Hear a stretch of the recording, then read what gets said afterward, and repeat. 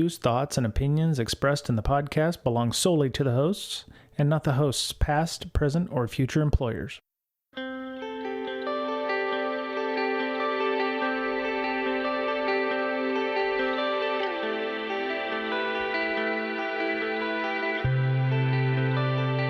Hello, everybody. Welcome back. It's Brian, Mr. Betcher, and Miss Berlin for Breaking Down Security. Hello.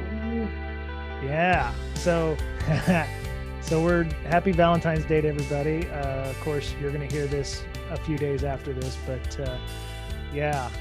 If you're hearing it now and you've forgotten, too late. Yeah. If you're Start planning for next year.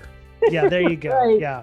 Just, wait a year and listen to us then. Yeah. I think you could probably buy and schedule flowers now for next year. Oh yeah. I kind of wonder if they let you do it that far out. You're like, crap, I forgot. Well, but then that's kind of,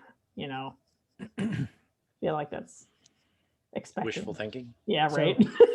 So saying that we'll still be together next year. It's amazing what you forget sometimes. I accidentally forgot my wife's birthday one year, and I've also forgotten my mother's on occasion. And now I have like notifications a month in advance, 2 weeks in advance, and a week in advance saying, hey, your wife's birthday is coming up. Hey, your wife's birthday. Hey, dumbass, go get yourself a gift because you're going to fuck up again. And I do the same thing with my mother. Actually, I have a thing now. It's like, hey, mom's birthday is a week away. Maybe you want to, schedule some time or something. It is so much easier now with like recurring calendar reminders that you can do. It's just one of those little things that makes you so much less, in a hurting place eventually. Being reminded, and yeah, it's definitely worth it to have those things set up. So, so I'm digging out of snow. How about you, Mr. Betcher? Well, it's about, 18 degrees here, and it's going to get to 4. So that's colder than it's ever been, probably since 1950. Now 18 is not Celsius for those of you non-US Americans. That's 18 degrees Fahrenheit, which is like -8 Celsius, and 4 Fahrenheit is close to like -10 Celsius. So it's very, very much cold here, and for a place like Austin that that's crazy. That's close to the equator. Yeah, it's much closer to the equator than I am, and yeah. Right. I was feeling really bad that it was, 22, which is like -5 here in Seattle, but we got about a foot of snow, I think, out my house, but about a third of a meter, 3 feet is a meter. Yeah. About a third of a meter here. So, I'm trying to remember my metrics and everything. So, but Miss Berlin's sitting on one of the major, Great Lakes. How's that lake affect snow? I'm not on the lake effect snow side. Oh, that's more like Buffalo and like all the places on the east side of the lake. Okay. I'm right on the west, like southwest side. So I don't know. I was at a foot at one point, but we're supposed to get another 8 inches this week. Goodness. And I mean, it's fine. Whatever. Yeah. See, winter for Seattle is pretty much like 2 weeks in February where we get all of our snow. The most notable snowstorms for us end up in February. We had one two years ago that dropped, a fair bit of snow on us, and it's not the snow, it's the ice as well. Cause the snow will come in and then the ice gets on top of it and then it just takes forever to melt. But I'm surprisingly not sore after sledding with my children for a couple hours yesterday. I posted a really good wipeout on Twitter. So nice. Yeah. Nice. All that. It's interesting because, you get out there and you start shoveling snow and you start using muscles that, I think I'm in fairly decent shape because, I do push-ups, sit-ups. I do some calisthenics here from time to time. Then I get out there and I'm like, oh, that's a muscle I haven't used yet. Oh, my tenderloins are all, and They're tenderloins. They're like right back. I know, it's still funny. Yeah. Okay. Yeah. The lower back, hoofing that wet snow it gets painful. So, I know everybody's like, oh, you should come up to, really cold, Canada. Yeah. Come up to Nunavut or whatever and, enjoy negative 85 degrees, Fahrenheit or whatever. And I was like, yeah, okay, yeah. I get it. Okay. Yes. You can't hold a candle to your winter jock strap is much more powerful and full than ours. So, but yeah. Anyway, so before we get started, I mentioned it last week, which is actually, I posted that show today, but I'd like to thank Lauren, Little Lost on Twitter again for helping us out with one of our speaking engagements. She was an ambassador for the InfoSec Education Foundation for one of the CTFs that Point 3 Security was doing for women of security. And she gave a great 15-minute discussion on volunteerism and organizations that could benefit from, taking volunteers. So I'd like to just thank her again real quick. She did us a heavy. I felt like I, as a white dude, should not be speaking at a women's event about things dealing with security. So I reached out and I said, hey, would you do this for us? And she said, thank you. I would love to do that. And I was like, cool. So I appreciate her doing that. I'm sending her some swag as soon as the winter is over, the BreakSec swag will be on its way. So. You mean you weren't on an all male panel about women in InfoSec? I went to a conference that was exactly like that. And not only that, it was 4 white dudes talking about how women could get into InfoSec. And I turned and looked at everybody at the panel. I was like, we should be better than this. What the hell are we doing here? So I felt bad because I actually didn't know who was on the panel at the time. And it was kind of an impromptu thing, but, all right. One other thing, Ms. Berlin's company is actually hiring. We put this at the end of the show, but I'm moving the agenda. I'm making an executive decision. So you need a security evangelist. Yeah. Which I hate that word so much. We were originally going to try and spread the evangelism throughout our department. Okay. But then realized we need somebody dedicated to it that is way more polished than I am. And will like to play around in the lab and do cool tech stuff for 20%, and the other 80% gets to talk about all the cool things we're doing. Okay, so some technical ability, but some snake oil salesman. Oh, sorry, not snake oil salesman.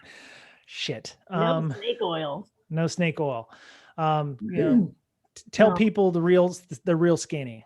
The real skinny. Like what we're actually doing, and can speak to it intelligently and not like me fumbling over words all the time. Right. Okay. Well, I say that for the podcast. it takes some effort to be able to be articulate and to be able to speak as people hear me week in, week out. I am not articulate in any way, shape, or form. But yeah, it does take some doing to be an evangelist. I think we have Nathan Iverson. Was it Iverson from Illumio? I asked him what a security evangelist was. It was like the head cheerleader of the organization. And, but yeah, it does take some real belief there or, whatever. So yeah. Cool. Mr. Betcher's the security evangelist for LogMD, I think, right? He's got his little pom-poms with, fight song. LogMD. I'm just the guy in the back room trying to get it done.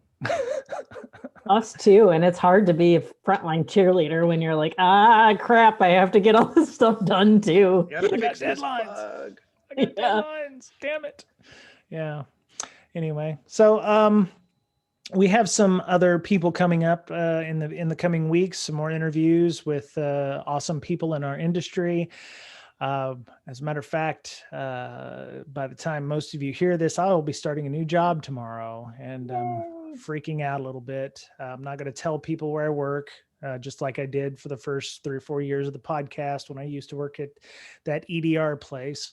But it's going to be a fairly big deal, and there's a lot of lot of very important things going on, and I'll be Deep cover 3-letter organization. It's not a 3-letter organization. It's not one of those 3-letter organizations, but it's going to be in a security space that definitely needs is definitely going to be challenging and exciting. So I'm looking forward to that. So yeah, bear with us. I one of the things I did tell that company when I hired with them was deal breakers where I have to continue doing the podcast. I have to continue doing the nonprofit, the conference, the local CSEC meetup that we do. Those are deal breakers. And if I can't do those, I'm going to walk. And they were like, okay, cool. Let me go talk to lawyers. And I was like, okay. And they did. And they said, yep, it's fine. Whatever you bring with you is fine. Thank you for telling us. Don't try to do shit, and be mavericky and fly by night and all that stuff. And so I was on the up and up with them, and they're going to let me continue doing everything as expected. So there will be no change or issues there. So, all right. So on to our discussion this week. It says here, an employee of the company Yandex was caught selling access to user email inboxes. That's creepy. That's super creepy. Yeah. Now, Yandex, for those of you who don't know, is a Russian, Dutch domiciled search engine, ride-hailing, and email service provider. They disclosed on Friday, the 12th of February, 4,800 email accounts were compromised. All I really know about Yandex is they have really good reverse image search sometimes. Yeah, I do. When we did the class with Joe, Yandex was one of the ones that they did. Yep. Company says security breach was identified during a routine audit of its systems by its security team. Well, that's kind of cool. That means that they have third-party independent audits by their security team, right? Yeah. I mean, it makes sense. And obviously this person thought that they could get away with it. It's a shame it took 4,800 email accounts. I don't wonder how long it went on. Like, was that, they did that in a month? They're like, here's 5,000 email addresses, and they got caught a month later? Or was this like happened 3 years ago and they finally got around to doing an audit?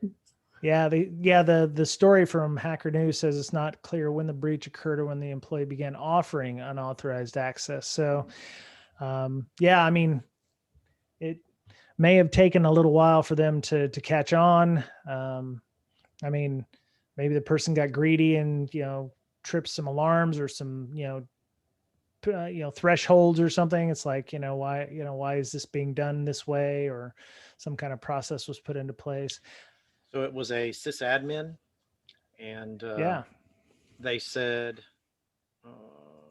Yandex will be making changes to administrative access procedures. I guess least privilege comes to mind, right? Right. So that's a big one. Making sure that your employees have access to only the things they need to have access to do their job. This could be part of that. That's only one of 3 people with that right. Mm-hmm. Yep. Yandex. So Yandex is a big company. 3 people. I mean, yep. Maybe they were just maybe they're just auditing people that had crazy amount of rights. Right. Yeah, they were doing it. So, I mean, okay. So what's the impetus for giving people access to inboxes? I don't know enough about Yandex to know if it's like, is this like a Gmail or a publicly free access site? Were these 4,800 inboxes or email boxes specific people? Was it a targeted thing? Like, say, hey, we want access to inboxes from people in large multinational corporations, or is it just, here's 4,800 random people that we're going to give you access to? It seems like it would make more sense if those were a more targeted attack for specific companies or specific organizations. Shouldn't their emails, though, be encrypted on the systems themselves? I'm not sure where they got access to look inside the emails. So that was my thought too. Like, all right, so obviously but I'm assuming they didn't just be like, oh, here's the password that we keep unencrypted. Right. Feel free to log in. There had to have been some other like admin-ish access that you can get on the back end that they got. Oh, yeah, that's true. Yeah, I mean, Who knows how maybe Yandex is built though? I wondered if they could have issued a email password reset or something like that. It said we've contacted the mailbox owners to alert them about the breach, and they've been informed to need to change their account passwords. This is one reason I put MFA on my Gmail account. I've had it for about, I don't know, 15 years now, and I'm like, if I know that Gmail probably has the ability to turn off MFA on my account if they really wanted to, but You would yeah, hope. well, I would hope it would be noisy, and I would get something from Google being alerted to the fact that, hey, your password's changed, or if you didn't do this, maybe you should go in and check. The Hacker News article did say this isn't the first time this has happened. There have been, who was that? They said there was somebody got, where is the damn article? Okay, there it is. 24 months in prison from a former Cisco engineer for deleting 16,000 WebEx accounts without authorization. That's a whole nother big thing. It's like, well, what was his impetus their impetus to do that? Is it just to disrupt operations from people? I mean, that's $2.5 million right there lost, including Seems $1 like million even an in admin refunds. though, with godlike access, shouldn't be able to read emails. I mean, it seems like there is probably some sort of an application flaw here. Right. Well, it's all architected, right? And no telling how long Yandex has been around, but email is man, I don't know. I mean, I feel like there's some pretty with Exchange you can. Right. Oh, that's true. Right? Like you're in Exchange, you can read it. I mean, that's just a flag. Right. Read anyone's email inbox. Well, there may be compelling reasons to have that kind of access, like e-discovery or warrants or something like that. It's like, hey, this email account is being used to send phishing emails. We need to gather information from that account. Here's the letter, or if it's in Russia, it's like, we're just going to take it because we're Russia. Right. But I mean, I would imagine that there has to be some kind of backdoor to be able to read those things. But there should be controls in place, right? Like Mr. Betcher said, like you said, Ms. Berlin, that, those things, it needs to be noisy, and it's good that there was an audit from the third party security, group there that, found that. And, but yeah. But company email should be able to be read by the company, right? Because I work for a company, they should be able to read the emails that go through their company systems, because I am an extension of them, right? But these are customer emails, though. There's a difference there. Yeah. I mean, morally, like when Apple, when the government tells Apple, hey, we need to break into this phone, Apple gives them the finger, right? This is our customer. You have nothing to do with them. We're not going to unlock this phone. Well, Apple has gotten better at, I think, helping organizations do that. Yeah. So politically correct, Brian. Yes. And I know that there's companies like Cellbrite that supposedly have the ability to do so, but and I mean it's what Dutch and Russian. So I mean, really the only thing us saying that is just coming from an American legal aspect / moral compass thing, right? Like if it's I guess it doesn't really matter if it's legal where you're at. Yeah. And Mr. Betcher, your point about people should companies should be able to look at people's email. I don't know how it is with a lot of organizations, but there are people that use their work email like their personal email address. And I mean, we get Slack invites, and I'm like, maybe you shouldn't be using your work email to log into this. And I was like, if you leave the company and you can't get your passwords, you can't get back into our Slack. And I mean, that's just one minor way of doing this. But I mean, how many people use their work emails as like their personal stuff? One thing I've tried to tell people for years is you've got to separate your work and your personal. You should not be mixing them in that respect. Because it's too easy to, you don't know what the EDR at that company's doing to log stuff. You don't know, what they're able to look at. I mean, something innocuous like, email may be one thing, but having, logging in and buying stuff on Amazon or, whatever, there's a bunch of stuff that can be monitored from the work email that maybe you don't want them to know about. And you need to have that separate, yeah. I mean, we've gone a little bit far afield, but Yeah, I think if, every email I send, I feel as though if this got out and everyone in the entire company were to read it, I'd be fine. Right. Right. You got to treat it that way because it's not your email. It belongs to whatever company you work for. That's true. But private email, that's different. Right. Yeah. I think it's that blurry line there where people don't remember that, you consent to monitoring even if you don't consent to monitoring. And when I took the 504 class with Sands there, the GDPR has rules about, you can't, log people without their consent or anything. And it's like, yeah, if they say no, you're still logging them because you get web logs, you get firewall logs, you get all that stuff. So you end up logging people even if they don't want you to log them or take note of their activities, you're going to get their activities one way or another. And I think we saw that last week with Ronnie talking about malware and he said he can track a packet from the firewall to the switch to the end user. That's another timeline where you can find that stuff. So, I mean, if you can correlate those logs, you can correlate all the activity that's being done from that host, whether or not it's a service or a website or what have you. So, yeah.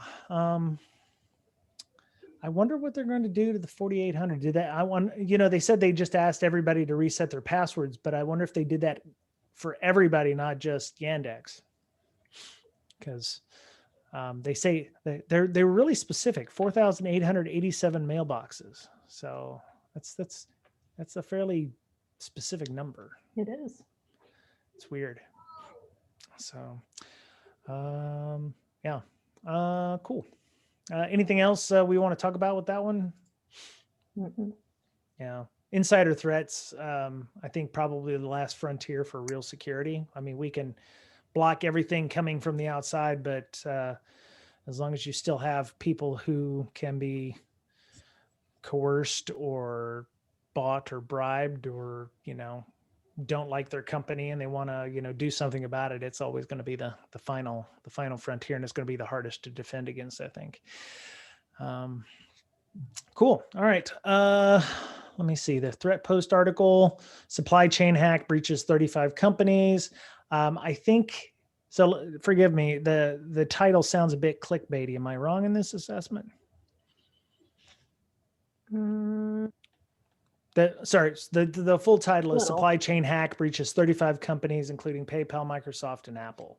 And an ethical hacker developed a way to inject malicious code into open source developer tools to exploit dependencies in organizations' internal apps. It is a little bit. You kind of think that these companies actually got breached, right? But no, it was a white hat hacker, right? Who did this? So. Right. So the ethical hacker demonstrated a novel supply chain attack, and we've talked quite a bit about supply chain attacks last year, breached the systems of more than 35 technology players, including Microsoft, Apple, PayPal, Shopify, Netflix, Tesla, and Uber by exploiting public open source developer tools. Yeah. So, I mean, we've talked about this quite a bit, where everybody builds their products using open source tool chains, dependencies, packages, NPM, Node.js, Angular, Python packages, pip, PHP packages, anything that you can grab off of a GitHub that's open source and licensed permissively enough. Elk Stack, for instance, we talked about that in the last few weeks.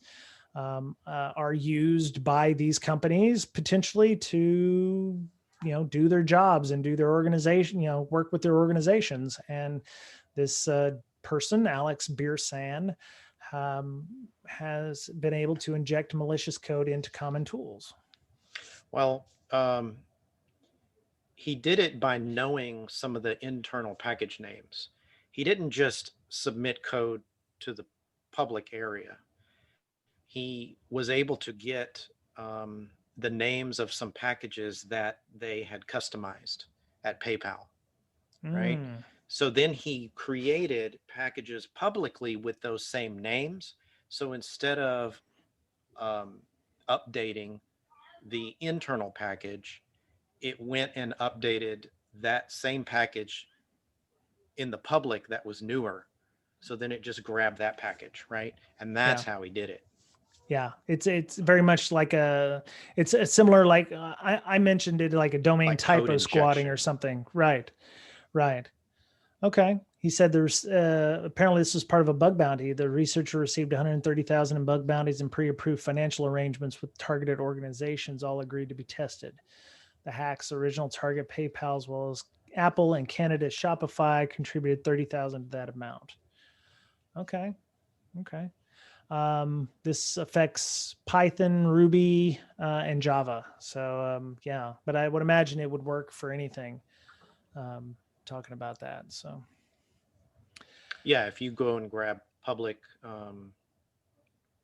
packages, right, and you have some that are internal or customized and you don't make them public, then you're vulnerable to this as long as someone knows those private package names. Right. So if you have a private package name, would you want to do something to block the ability for those ever being updated from a public package with the same name? And how would you do that? I don't know how you do that, but yes. Could you just like make a public one with the same name? It's just like, don't use this one. Like, maybe. I don't know. There may be a reason why they made it private. I'm not sure. Yeah. Right.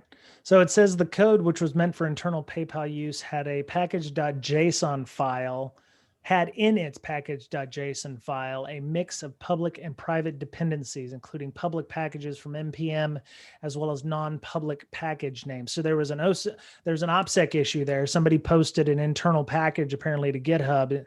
That's what it sounds like. If you work for PayPal, I apologize if that's not necessarily the case, but that's what that post has written on the site. This private package had public dependencies, which he was able to, he says, what happens if malicious code is uploaded to NPM under these names? So as we've talked about with, was it Doug Baldwin? No, Doug Baldwin's a football player. Adam Baldwin, no relation. Definitely no relation. Are you sure? Oh. Yeah. Fairly certain Doug and Adam Baldwin are not any relation. But there's like 8 or 9 different ways that you can refer to a package source in NPM.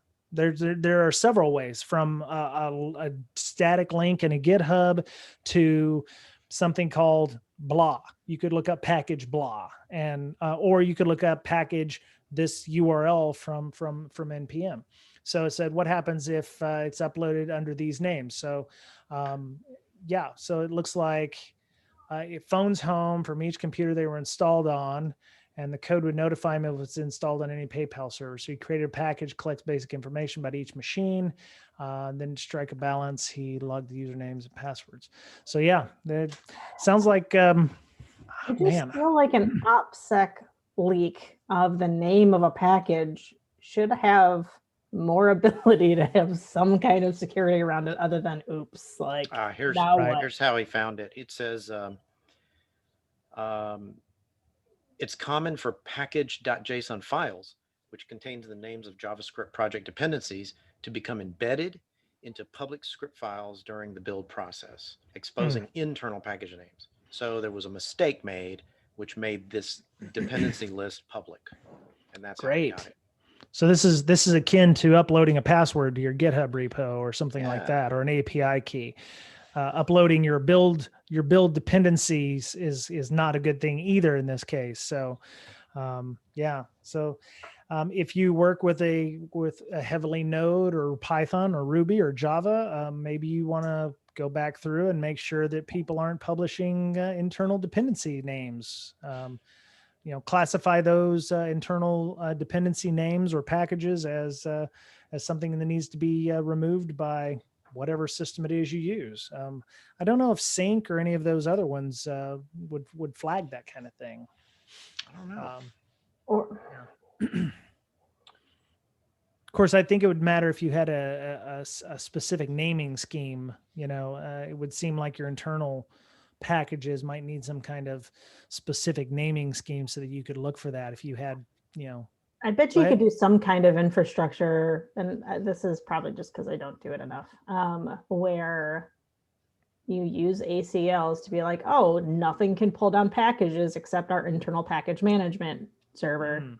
And then kind of like when WSUS, right? Like you don't pull your updates from the internet, you pull them from our approved WSUS server. Yeah, you name your package names a credit card number so that your DLP will catch it. Right? Yes. Great. Yes. Oh man, we could blow the whole company around that. Great. Yeah. Okay, I need everybody's corporate card, please. Nice. I'm trying to make an update. That's fantastic. But the other thing is if you're somebody published those up to a GitHub that they shouldn't have been putting it up there. So there should have been some QC there, or somebody should have thought about that. And maybe that was something that it was only after is Alex? Yes. Yeah. And I can just think like after that comes to fruition, like this gets released, right? I just can't even imagine the process changes or whatever that would have to go through a company that large. Yeah. Yeah. And all these large companies are now going to have to go through and look at their GitHubs and their public repositories to make sure, and scrub their public repositories to see if there's any internal packages or anything like that. And, to be fair, it probably wouldn't hurt for them to be doing that anyway, because I bet they'll find some passwords or some API keys or something else that they didn't realize they had. I mean, there's now going to be bots scrubbing, whole repos looking for potential, typo squatting type errors that they can do on this. So yeah, package names that don't exist publicly, just Google search it, right? Right. Yeah. And, that might, if that's a link to an internal public or internal private repo, there might be additional server names or something like that in there that could be used to gain additional, OSINT on an organization, knowing server names and such. Once you've gotten inside an organization, you'll know exactly where their packages are. So you could poison their internal package repos. There's a bunch of stuff you could do with that kind of information. So looks like the 24th of February, they're going to maybe discuss. No, that's the different thing. So ThreatPost always has webinars at the bottom of it talking about 15 cybersecurity gaffes SMBs make. So there may be some more that they're going to discuss on this, because it sounds like they're going to have some experts talking about that on the 24th of February at 2 p.m. Eastern. So you can go check that out. So it's funny. So the last story from SC Media, kind of building upon this, is Google pitches security standards for critical open source projects. So, they said Google proposed base security standards for critical packages last week, recognizing open source code accounts for a tremendous amount of modern software. Still unclear how exactly to define a critical package.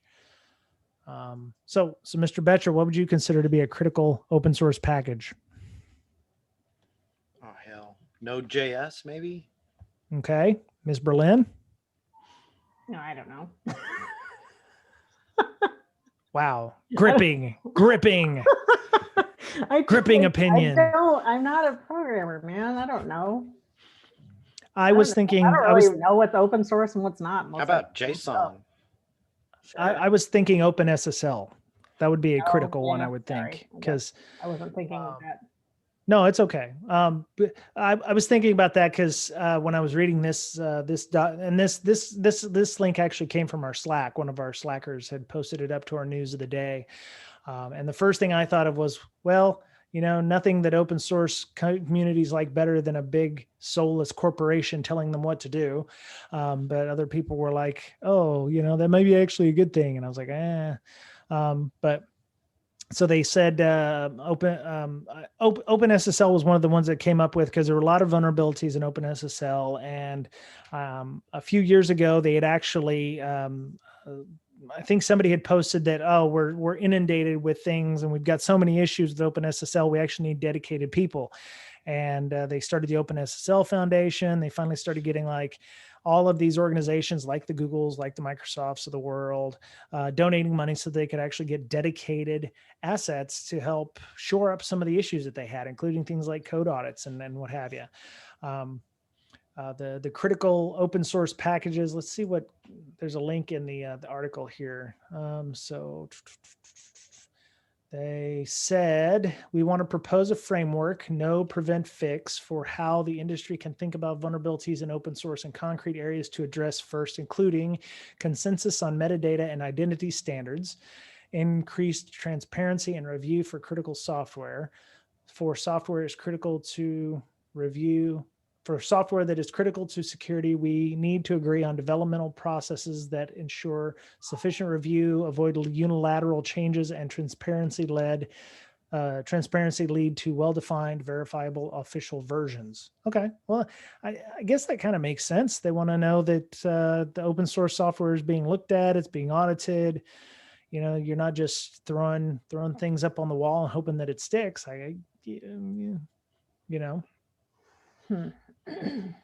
See, he says due to recent events, they keep there.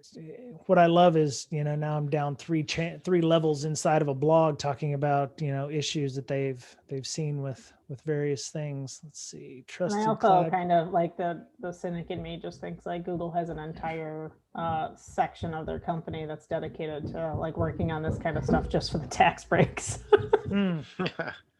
Well, they do have a whole department dedicated to finding O-Days. That would be Tavis Ormandy and the Zero Day Initiative folks. Yeah. I don't know. That's for the great. Yeah, maybe it is. I mean, I guess that's for the greater good, but. Well, I always wondered, what would you want to see worse? A tweet from Tavis talking about your product, or a knock from Krebs on your door? Which one would be worse? I feel like. Well, Tavis wants to work with you. Yeah. Krebs, I don't know. He's got to create a story, right? That's true. Some would argue he's not really a journalist anymore so much, but I would say having Tavis telling you something's wrong with your stuff would be even worse, because it's like, that it's bad when that happens, and you've got to fix that immediately.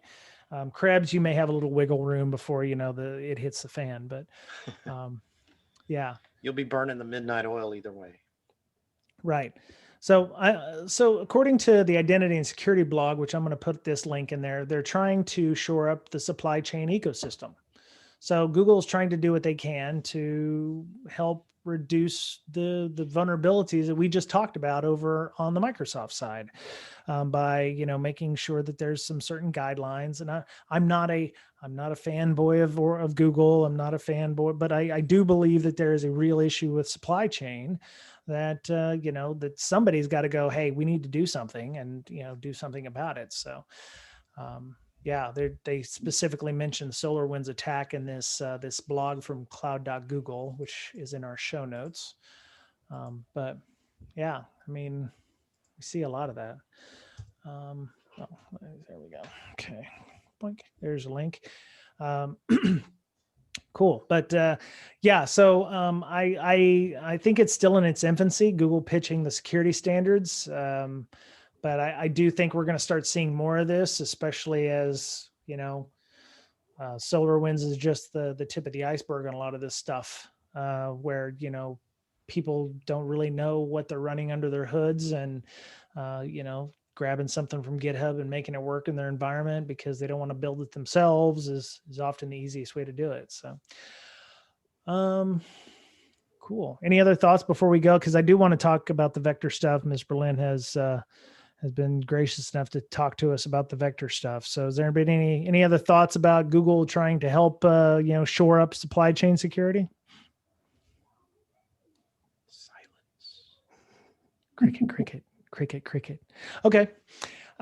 So in talking this week about our show, one of the things that came up was this Vectr.io. Ms. Berlin, could you maybe enlighten us as to what Vectr.io does?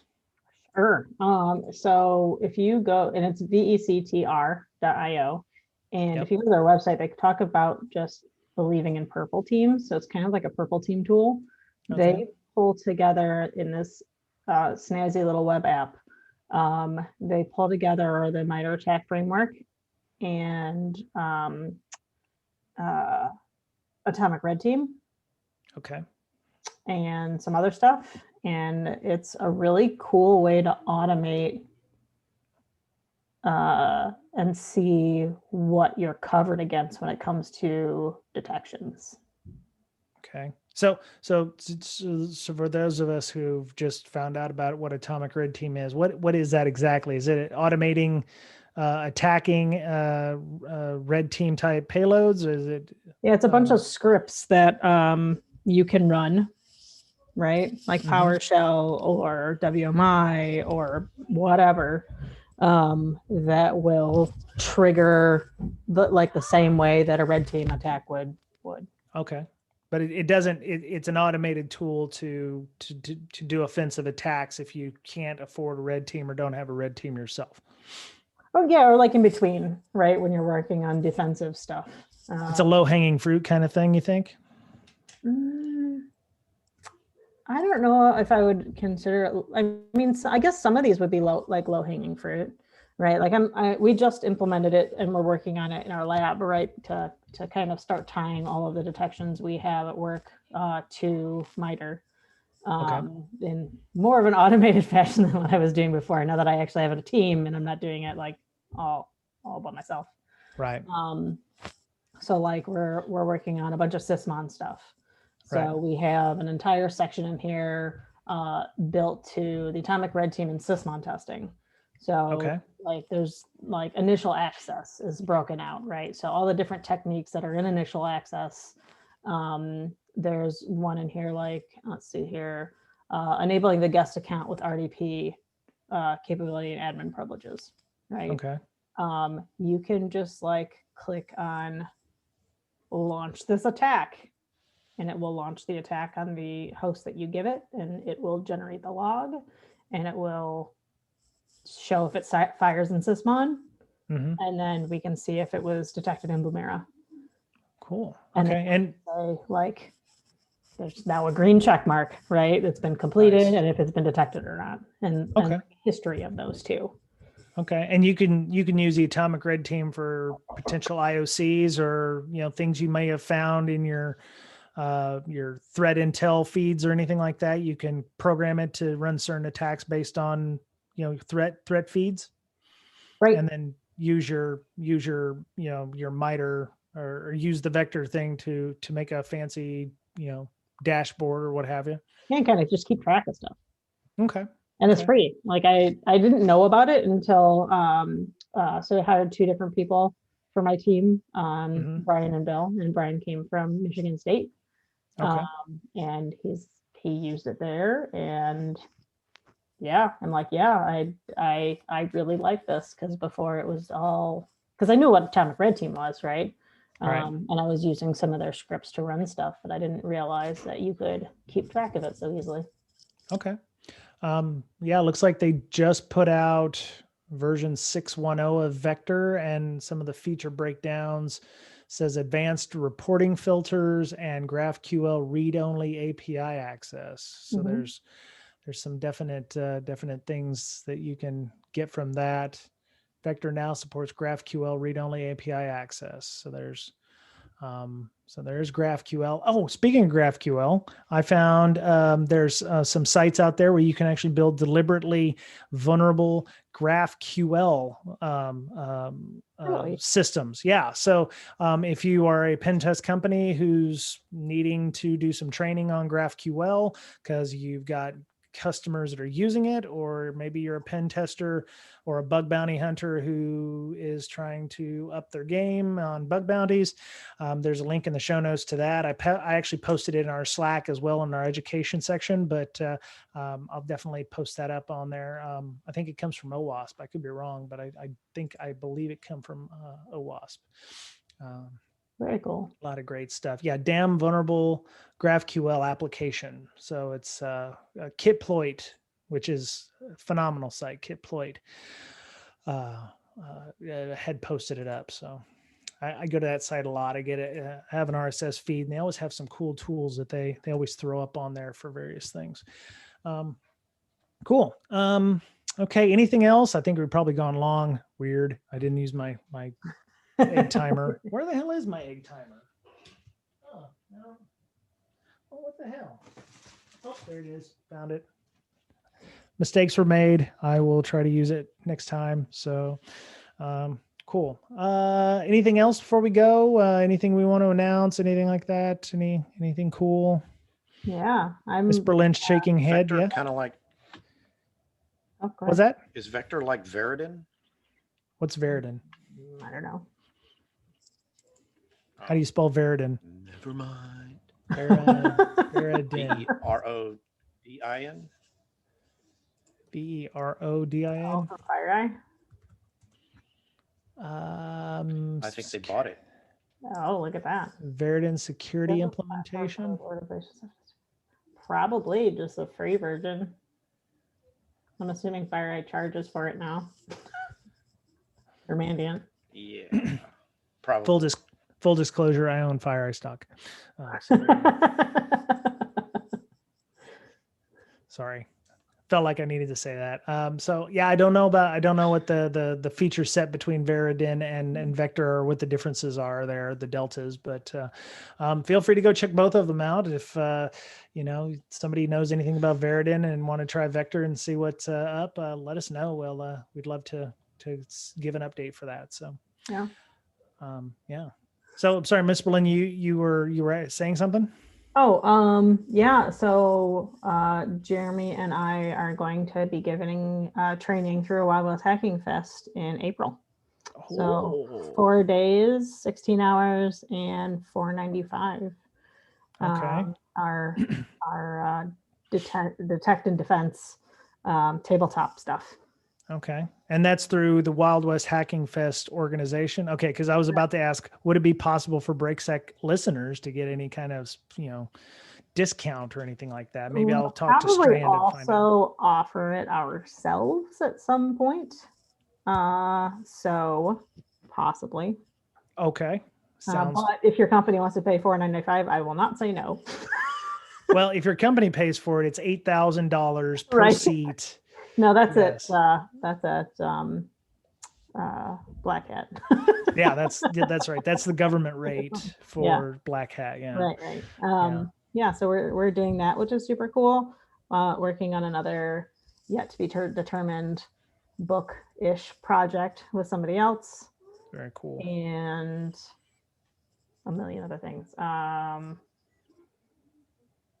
Those are the only two I can think of that I can talk about. You're the busiest person I know. Possibly. I thought I was busy, but I can't hold the candle to you. I started scheduling hour blocks of stuff in my evenings now after my kids go to sleep. Good God. Because before I was just like YOLOing it and freaking out. And now I actually have we will practice violin on Mondays, and we will do yoga on Fridays, and we will do Minecraft on this day. Oh, that's cool. Well, those are things that you should definitely prioritize, violin and Minecraft, because it's good stuff with the kids, Yep. So, Yep. Very cool. So Miss Berlin, you are an extremely busy person. How would people get a hold of you if they, hey, come do your training at our conference, or, come and do a workshop at our place or something like that? Yeah. So at InfoSister on Twitter. INFOSYSTIR. Okay. As I yell at my children again. If you've not been able to hear them in the background already.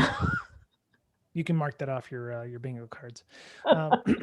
Okay. Info sister, INFOSYSTIR. Cool. All right. Mr. Betcher, how about you? Yeah, on Twitter at Betcherpwned, BOETTCHERPWNED. And your LogMD stuff is going well then, yes, sir? Yeah. You don't have any external dependencies or anything like that? No external dependencies. Sorry. Although we do have some open source in there. PECiv. Okay. So all right. We have permission from the author of PECiv to embed it in the old LogMD binary. So that's nice. That's going well. That's cool. Okay, cool. All right. Yeah. So as we talked before, we've got a Slack. A lot of folks are joining us from Slack, all walks of life, all parts of security. Got a few people from the OSINT summit that SANS put out. It was a 12 hours of training, 2 days worth with a lot of great speakers. I actually thought that OSINT was, just one really small part of security, but there is so much to be involved with that. I mean, I heard talks about, e-discovery. There were talks about, scraping content, people talking about what they had done to, up their OSINT game after the insurrection on January the 6th there in DC, helping to hunt up people who had, attacked the Capitol, all the different kinds of techniques and things. And it did get contentious at times. The Slack did have to ban a few people because of some political comments and attacks, but it was a great discussion. I think everybody learned a lot. And there was a mega link, I think, put up for Google Docs on different sites and different ways that you can actually up your OSINT game, talking about, Ms. Berlin mentioned image searches, but if you look in some of those pictures, you see flags with different things that can help you understand, the different organizations involved. And it wasn't just that, it was about a bunch of different things. So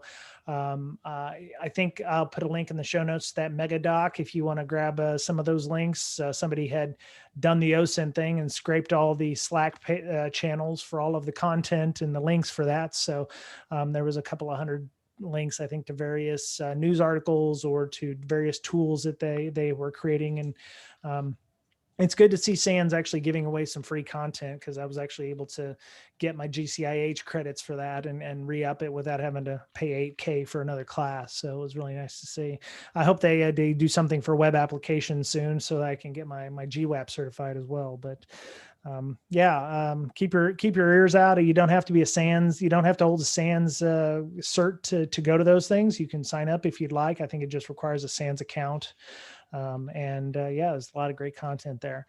Really sad to hear that Tour Camp canceled this year's conference in May that they have on Orcas Island up here in the Pacific Northwest. But I'm hoping against hope that InfoSec Campout will actually have some kind of outdoor component by the end of August. So we have not officially canceled it. We are going to probably have a virtual component. Ms. Berlin's one of the officers. Mr. Bretcher's actually one of the officers as well of the IEF, and we're still trying to, hope that we'll be able to at least have some kind of limited outdoor event there where people can, maintain their distance and what have you. We're hoping that the vaccines will, be flowing freely and everybody will be able to get them by the end of August. So keep an eye out for InfoSec Campout on Twitter, our Twitter handle there.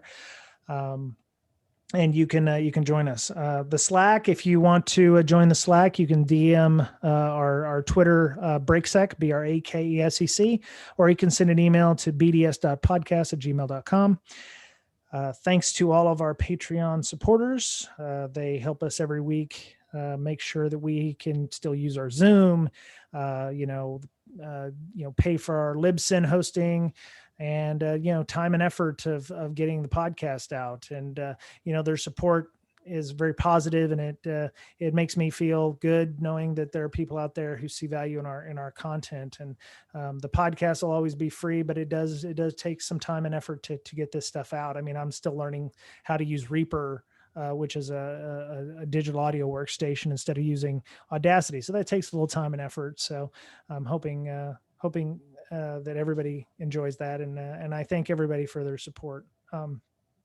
TPub, we have a TPub store. If you go to breaksec.com/store, you can go get t-shirts, stickers, mugs, masks. They have some really nice masks. I sent some to a couple of people, like Little Lost. She's got some stuff coming. Our previous guest, Ronnie, I sent some stuff to him too, because he's, he did such a great job for us, and I hope we have him back soon talking about logging and blue team stuff. And so I sent him some items that he'll get next week. I think he got the stickers, and they look really nice. So anything we missed, anything we forgot, anything I need to mention? Patreon, people, store, Slack. Nope. I think that's it. Okay. All right. Well, if we did forget anything, shout out to our moderators on Slack: Scott, Megan, Amanda, Brian, Mr. Betcher, of course, Director of InfoSec, Dave Sybuck, Paige, all of them that help out with keeping the Slack awesome and under control. So just know, if you join our Slack, it's moderated, has a social contract. We expect professional behavior. We don't like banning people. We don't ban people, because all the people there know to be nice and maintain their behavior. So that's another thing. All right, cool. All right, that's it for this week on Breaking Down Security. Be kind to one another, be safe, stay warm. Try not to get too cold or strain any muscles out there while you're shoveling snow. If you're shoveling snow, it's something that can happen. Take care of yourselves, because you're the only you have. And we'll talk to you again soon. Bye. Bye.